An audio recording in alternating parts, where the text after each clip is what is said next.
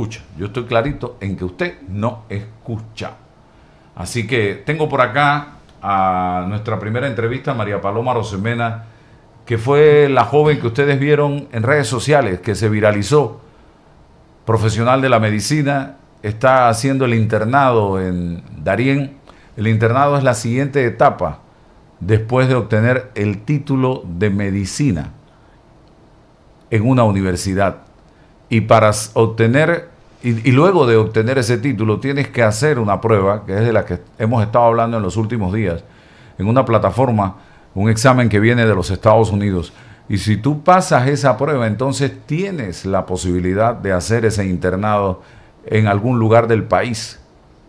Hoy hay un grupo de profesionales de la medicina que ya tienen su título de médico, pero y que están cumpliendo con su deber y con ese trámite de del internado. Después vendrá la residencia para buscar la especialidad y después vendrá la subespecialidad. En Darién hay otros en Bocas, hay otros en la comarca, hay otros en Herrera, en Los Santos, en Coclé, en Veraguas, en todas partes del país. Pero ella planteaba con mucha decencia, con mucha serenidad, un malestar que tienen estos muchachos, estos profesionales. Y es, señores, nosotros estamos trabajando y no nos están pagando lo que tenemos que cobrar. Bienvenida nuestra invitada en el día de hoy, María Paloma Arosemena. Cuéntanos qué es lo que está pasando. Bienvenida. Buenos días, Álvaro. Gracias por la invitación. Sí, como bien dije en el video que pues se viralizó, nosotros acá somos 13 médicos internos que laboramos en Darién y hay un compromiso de parte del Ministerio de Salud con nosotros para hacer un ajuste salarial en que nuestro salario base que recibimos en el primer año de internado, a ese salario se le agrega un 40% adicional. Este 40% adicional cubre todo lo que son los gastos de transporte, alimentación, en ocasiones alojamiento también, para poder trabajar debidamente en estas áreas de difícil acceso, en donde los costos llegan a ser bastante elevados por la falta de acceso a los servicios más básicos, que si bien es cierto, existen los servicios más básicos, están con una muy pobre calidad y también son intermitentes. No es un acceso continuo en el tiempo. Entonces, nada más el video pues fue ya mi último recurso para pedirle al Ministerio de Salud de Panamá que por favor pues no nos dejen el olvido. ¿Cuántos internos hay en Darién en este momento? 13. 13 en primer año de internado. En segundo año de internado. En segundo año de internado. ¿Todos están en segundo año? Es correcto. ¿De distintas universidades? Sí. Ok. Distintas universidades. María Paloma, ¿cuánto tiempo ha pasado desde que iniciaron ese segundo año? 4 compañeros iniciamos en noviembre de 2025 y el resto de los compañeros iniciaron en abril de 2026, pero todos estamos exactamente en la misma situación en que no se nos ha hecho el ajuste salarial. Mis 4 compañeros, en donde yo estoy incluida, que iniciamos a trabajar desde noviembre de 2025, pues ya llevamos 8 meses de espera y nos hemos acercado a las autoridades en el Ministerio de Salud en Ciudad de Panamá, también a nivel regional acá en Metetí, y hemos mandado cartas, hecho llamadas telefónicas, ido presencialmente y no hemos recibido una respuesta después de todos estos meses de esfuerzos, de acercamientos, y hay mucha incertidumbre realmente por nuestra parte en todo este tema. Ok, desglósanos cómo es el salario de ese profesional de la medicina que se va a áreas de difícil acceso como Darién, donde están ustedes. Básicamente hay un salario establecido ya a nivel nacional para el médico interno. Este salario es un salario que, pues, independientemente del área en donde tú labores, tú vas a tener esa misma cifra. Esa cifra se le debe sumar un 40% adicional una vez que tú inicias tus labores en Bocas del Toro, Cunayala o Darién. Hay otras áreas como es Tortí y áreas alejadas en la provincia de Chiriquí, donde hay un porcentaje adicional también de sobresueldo por ser también áreas de difícil acceso, pero no es un 40%. En Tortí tengo entendido que es un 20%, y en las áreas lejanas en Chiriquí también creo que es un 10% que se otorga de sobresueldo por pues, todos los gastos que conlleva habitar en este lugar de difícil acceso. Algo que decíamos nosotros ayer es que el estar en estas áreas de difícil acceso no es fácil. Llegar allá, comenzamos por ahí, uno. Segundo, el costo de todo en estas áreas y el acceso a muchas cosas es bastante complicado. O sea que ustedes, por más que estén devengando un salario, también están haciendo un enorme sacrificio. Cuéntame cómo es la vida de ustedes allá para trasladarse, para la comida, para dormir, en fin. Porque ustedes dejan muchas comodidades que tienen en sus casas para ir a prestar un servicio. Y adicional a eso, las limitaciones que tienen para ejercer la profesión en centros de salud, policlínicas u hospitales, ya que no cuentan realmente con los recursos que realmente, perdona la redundancia, necesitan. Bueno, hay una larga lista de limitaciones, pero voy a tratar de resumir las más relevantes. El acceso al agua es intermitente acá. Puedes pasar en algunos lugares 3 días con agua, 2 días sin agua, después 5 días con agua, 1 día sin agua y así sucesivamente. El agua no es potable. También hay un problema grandísimo de infecciones parasitarias aquí en Darién. Es muy común que te lleguen la consulta, por lo menos en los centros que están en carretera, por lo menos 25 pacientes al día, hasta 30, con diarrea y vómito, nada más por el tema del agua. Entonces, hay que invertir en esa parte de proveernos de agua potable. Adicionalmente, la realidad aquí en Darién es alarmante con el tema del agua porque hasta hay personas que yo he visto en los ríos que van a bañarse, cepillarse los dientes, hacerse sus necesidades, lavar la ropa, lavar los trastes, etc. Utilizan el río cuando hay días en donde no hay acceso al agua. Y entonces esto genera muchísimas enfermedades. Y a veces el río está claro, a veces el río está chocolate. Depende de las condiciones climáticas. Adicional al tema del agua, también el tema de la energía eléctrica. Sí, hay energía eléctrica aquí, pero hay múltiples apagones, bajones de energía, lo que nos hace invertir constantemente en reguladores de voltaje, porque si no tienes un regulador de voltaje, todos tus electrodomésticos pues, se ven dañados después de que viene un bajón o un apagón. Entonces, se va la luz, sí, 5 minutos, 10 minutos, pero más que se vaya la luz, es pues, los electrodomésticos y todo lo que se te puede dañar al estar conectado al momento del apagón, ¿no? También la parte de la conexión a internet. Sí, llega la conexión, la data, como llamamos, de Tigo y de Más Móvil. Sí llega, pero hay días en el mes que tú no sabes qué día va a ser, en donde por 2, 3 días se va completamente todas esas señales y no tiene forma de conexión a internet. Lo que hace que nos vemos obligados muchos profesionales a comprar un Starlink para tener acceso a internet satelital. Y no es un tema de un lujo tener acceso a internet, es un tema de poder comunicarnos con nuestros familiares. Hay gente que tiene familia.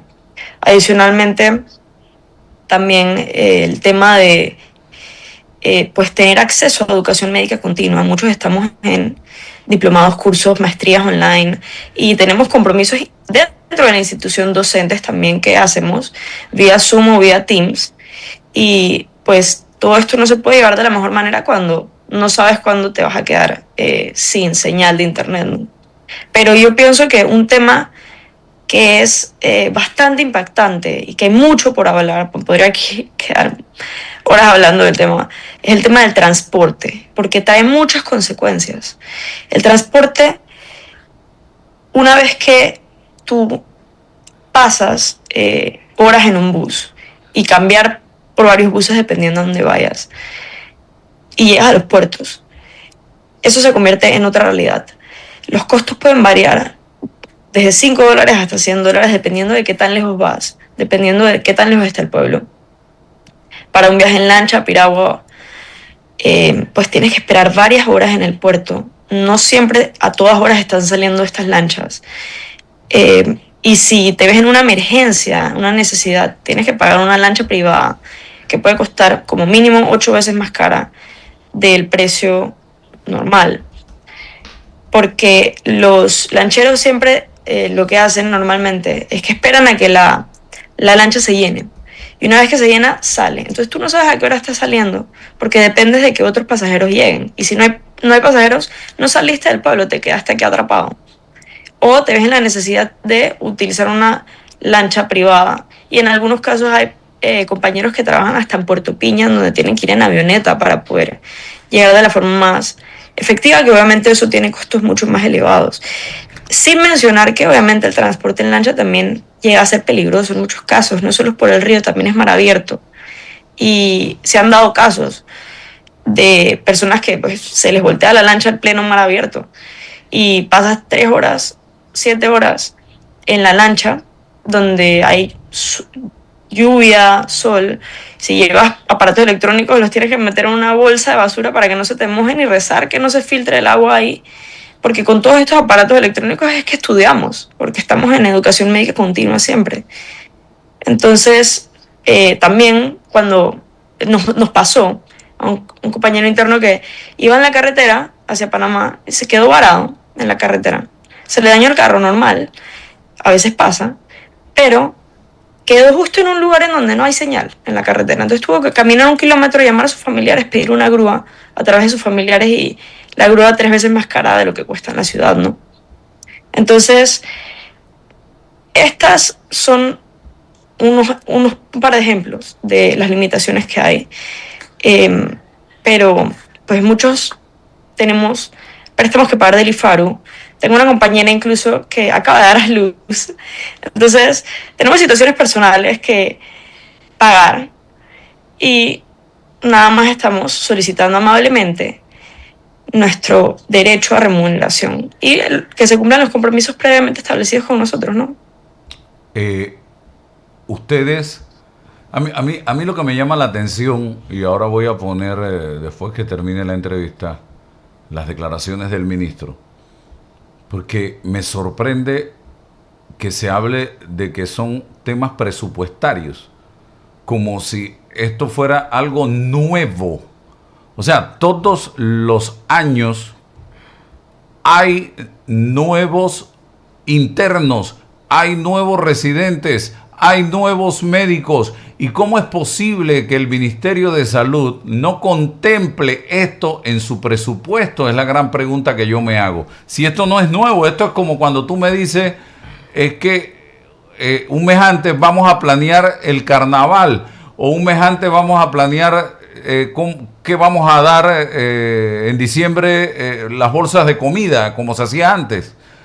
Señores, diciembre, Navidad, ya todos sabemos cuándo es, carnavales sabemos cuándo es, fiestas patrias sabemos, Semana Santa lo sabemos, que van a haber médicos internos, médicos residentes, nuevos profesionales de la medicina. Entonces contemplemos esto en el presupuesto de cada año. Ya, este año se debe estar incluyendo en el presupuesto 2027 una partida estimando que van a entrar X cantidad de internos y de residentes a el sistema. Ah, no, entran y ahora vamos a ver de dónde salen los recursos. Pero no nos preguntamos, y esos muchachos que están trabajando, que están por allá, necesitan ese dinero porque lo están produciendo, lo están sudando. Y otra interrogante que yo me hago, asimismo es con las dietas de los miembros de las juntas directivas de gobierno. ¿Demorarán tanto? ¿Habrá que esperar a ver de qué presupuesto sale? O los viáticos de la gente que viaja todo el tiempo. Los viáticos, los pasajes aéreos. Ah, no, vamos a ver si hay presupuesto para que vayan en primera clase. ¿Es así? ¿O es con los médicos, con los maestros que pasan estas cosas?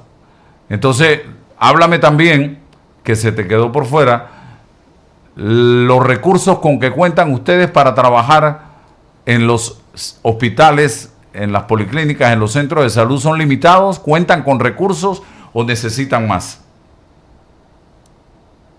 Bueno, sinceramente, Álvaro, mi objetivo aquí no es hablar sobre el tema de insumos, ni tampoco es hablar sobre el tema de infraestructura del Ministerio de Salud. Yo estoy agradecida, muy, muy agradecida con que me hayan nombrado como médico interno, de poder tener la oportunidad de aprender. Estoy agradecida con mis maestros del primer año en el Hospital Santo Tomás y mis maestros acá en Darién, doctores que me han dado de su tiempo para seguir aprendiendo y creciendo como profesional de la medicina. Pero en la parte de los insumos y la infraestructura, en mi opinión, es un tema que el pueblo debe reclamar, el pueblo debe hablar. El pueblo lo sabe, el pueblo es testigo de las cosas, la realidad. Pero realmente, si me pongo a dar detalles acá, puede verse comprometida. Sí, pues, te entiendo perfectamente. El hecho de que yo esté en un puesto. Y lo respeto. Me puedan despedir. Y bueno, sinceramente te lo digo, aquí abiertamente, de la forma más sencilla, no me siento cómoda con compartir este tipo de información, pues por la reglamentación interna que hay en la institución y cuidar pues mi imagen, ¿no? y mi posición actualmente. Ok, ¿cuánto tiempo tendrás que permanecer hasta cuándo deben estar ustedes en Darién, por ejemplo, los que entraron en octubre, en noviembre, perdón, y los que entraron en abril? El periodo es un año, entonces si entras en noviembre de 2025 tienes que culminar tus labores en noviembre de 2026. Abril, evidentemente. ¿Cada qué tiempo viajan ustedes a la capital? A sus casas, pues, en diferentes partes del país. Aquí se elabora en una modalidad 20 por 10. 20 días seguidos, incluido fin de semana, trabajas y después vas a la ciudad 10 días, que son tus días de descanso. Pero dentro de los 20 días que laboras acá, también tienes que cumplir como mínimo 6 a 8 turnos nocturnos, ¿no? De jornadas nocturnas de 3 de la tarde en adelante, ¿no? Hasta el día siguiente. En algunos centros hay una cierta cantidad de centros que nada más te exigen turnos hasta las 11 de la noche. ¿Cómo son esos turnos? Yo quiero que la gente, yo sé, porque yo tengo una hija que ya está en segundo año de residencia, pero me gustaría que le expliques a los que nos escuchan cómo es el turno de un joven médico que está en internado y que está en residencia. Claro. Lo que sucede es que nosotros iniciamos una jornada base. Esa jornada base es de lunes a viernes en todo el país, ¿no? De lunes a viernes es de 7 de la mañana a 3 de la tarde. Ese es tu horario normal. Adicional está el tema de las horas que pasas de turno. Dependiendo de en qué nivel tú estás, en qué lugar tú estás, en qué parte de la educación médica te encuentras y en qué institución te encuentras, puede variar la cantidad de turnos, las realidades que se dan en los turnos, pero en general los turnos consisten de trabajar desde las 3 de la tarde, que termina tu jornada normal, hasta las 7 de la mañana del día siguiente, y de ahí continuar laborando tu siguiente jornada base, de 7 a 3 de la tarde. Entonces, trabajé de 7 a 3, después de 3 a 11, de 11 a 7 y después de 7 a 3 seguido. Básicamente, ese es un turno normal. Ahora, hay días que son fin de semana, que son turnos de 24 horas, en donde entras, sales, digamos, el viernes a las 3 de la tarde te vas a tu casa, pero inicias turno a las 7 de la mañana el sábado, y sales del turno a las 7 de la mañana el domingo. Y cuando es domingo, tienes que llegar a las 7 de la mañana domingo, después irte todo el día trabajando hasta las 7 de la mañana del lunes y a las 7 de la mañana del lunes continúas trabajando hasta las 3 de la tarde, que estás de turno. Digamos, la jornada base me refiero, de 7 a 3. Muy bien. Entonces, un mensaje de ustedes a las autoridades, llámese ministro de Salud, llámese ministro de Economía y Finanzas, llámese Comisión de Presupuesto, porque esto es todo un trámite, llámese presidente de la República, en una situación como la que ustedes están atravesando, donde ustedes se convierten realmente en voceros de decenas de profesionales de la salud que están no solo en Darién, en diversos sectores del país en este momento, preparándose, porque ustedes serán los futuros profesionales de la medicina que van a estar atendiendo a los panameños dentro de unos años, porque llegar a ser un subespecialista toma, calculo que de 14 a 15 años, ¿o estoy equivocado? Es así mismo. Dependiendo de la especialidad, más tiempo o menos tiempo, pero en general, si vamos sumando los años de estudio, por lo menos 6 en la facultad, luego 2 de internado, allá van 8, y de residencia en promedio 5. Si eliges, por ejemplo, neurocirugía son 7. Entonces, realmente se te va la juventud, ¿no? Sí. Tus años de adulto joven ya se fueron cuando terminas y ya eres especialista, básicamente. Bueno, el mensaje a nuestras autoridades. Bueno, la realidad es que es sencillo y simple. Cumplan con sus compromisos. Estamos aquí, el pueblo panameño. No es mi historia, es la historia de muchos. Soy testigo, me han escrito después de que se hizo viral el video, docentes, odontólogos, todo tipo de personal de salud, todo tipo de profesionales que laboran para el Estado, que están en las mismas situaciones, que no hablan, no alzan la voz por X o Y motivo, pero que al final del día están en la misma situación que yo. No es mi historia, es la historia del pueblo panameño. Por favor, autoridades, con todo el respeto, de verdad, cumplan sus compromisos. Estamos aquí sudando por un mejor Panamá.